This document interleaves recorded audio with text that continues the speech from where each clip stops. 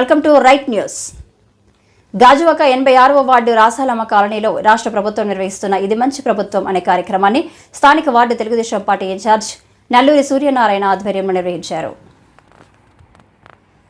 ఈ కార్యక్రమానికి ముఖ్య అతిథిగా గాజువాక నియోజకవర్గ ఎమ్మెల్యే రాష్ట్ర తెలుగుదేశం పార్టీ అధ్యక్షులు పల్లా శ్రీనివాసరావు పాల్గొన్నారు. ఈ సందర్భంగా ఆయన మాట్లాడుతూ గడిచిన 100 రోజుల పాలనలో కూటమి ప్రభుత్వం చేసిన కార్యక్రమాలన్నీ రాష్ట్ర ప్రజల దృష్టికి తీసుకువెళ్లడమే ఈ యొక్క కార్యక్రమం ఉద్దేశమని అన్నారు.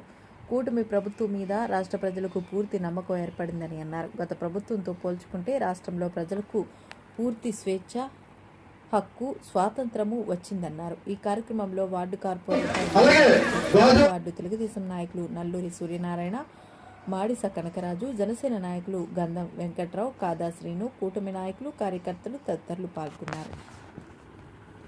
86వ వార్డులో ఇది మంచి ప్రభుత్వం అనే నినాదంతో గ్రామ సభ నిర్వహించడం జరిగిందండి.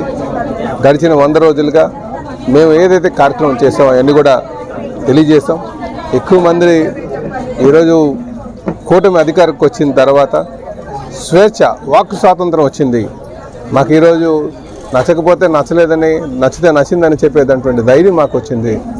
ఆ స్వేచ్ఛ వచ్చినందుకు మీ అందరూ కూడా ధన్యవాదాలు అని చెప్పి తెలియజేస్తున్నాను. ఇది కాకుండా మేము చేసినటువంటి విషయాలు కూడా తెలియజేస్తాం. ఇక్కడ మేము తీసుకొచ్చినటువంటి మరి పెన్షన్ పెంచినటువంటి 100,000 రూపాయలు కావచ్చు, అదే 1వ తారీఖు ఎంప్లాయీస్ అందరికీ జీతాలు కావచ్చు, ఇదే కాకుండా అన్నా క్యాంటీన్ విషయం కావచ్చు, ల్యాండ్ టైటిలింగ్ యాక్ట్ రద్దు చేయడం కావచ్చు, ఇలాగ అనేక విషయాలు ఏదైతే మేము చేస్తాం అన్నీ చేస్తాం. అలాగే రేపు దీపావళి నుంచి ఉచిత సిలిండర్ కూడా ఇవ్వబోతుందని చెప్పి వాళ్ళు చెప్పడం జరిగింది. చెత్త పన్ను రద్దుపరచమని చెప్పాం, ల్యాండ్ టైటిలింగ్ యాక్ట్ రద్దుపరచమని చెప్పాం. ఇదే కాకుండా స్థానిక సమస్యలకి మేము వాళ్ళకి భరోసా కల్పించాం. ఏటటువంటి సమస్యలు ఉన్న సమస్యలను పరిష్కారం చేస్తాం. ఈరోజు ప్రజలందరూ కూడా చాలా ఆనందంగా ఉన్నారు, మంచి సంఖ్యలో వస్తున్నారు, పాల్గొంటున్నారు. ఇలాగే దీన్ని నడిపించినటువంటి 3 పార్టీ నాయకులు కూడా మేము ధన్యవాదాలు తెలియజేసుకున్నాం. అలాగే అధికార యంత్రాంగాన్ని కూడా ధన్యవాదాలు తెలియజేస్తున్నాను. సభలో విజయవంతం చేసినటువంటి ప్రజలు కూడా ధన్యవాదాలు తెలియజేస్తున్నాం. అలాగే ఈరోజు ఎక్కువ మంది ప్రజలు నాయకుడు అంటే చంద్రబాబు నాయుడు గారి లాగా ఉండాలి, పవన్ కళ్యాణ్ గారి లాగా ఉండాలనుకుంటున్నారు. కష్టం వచ్చేటప్పుడు ఎప్పుడు కూడా ప్రజలతో మమేకమై ఉండేటట్టుగా ఉండాలి. ఈరోజు హుదూదు క్షమించాలి. ఇప్పుడు వరదలు వచ్చిన తర్వాత విజయవాడలో వరదలు వచ్చినాయి, ముంపుకు గురైంది.